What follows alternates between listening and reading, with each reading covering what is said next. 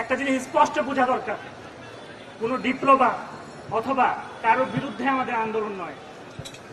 আমাদের আন্দোলন হচ্ছে প্রকৌশল খাতের সংস্কারের জন্য।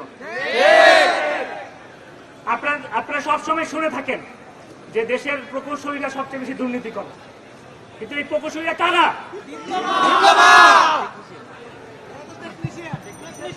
আমরা বলতে চাই সামগ্রিকভাবে প্রকৌশল খাতের সংস্কার হলে মেধাবীরা এখানে আসবে এবং দেশের সামগ্রিক উন্নয়ন হবে। আমরা ভবিষ্যৎ কর্মসূচি ঘোষণা করছি। দেশের সমগ্র শিক্ষা প্রতিষ্ঠানের এবং সমগ্র শিক্ষা প্রতিষ্ঠানের প্রকৌশলী শিক্ষার্থীবৃন্দ এবং প্রকৌশলীরা সন্ত্রাস এবং বৈষম্য বিরোধী লং মার্চে ঢাকামুখী অংশগ্রহণ করবে।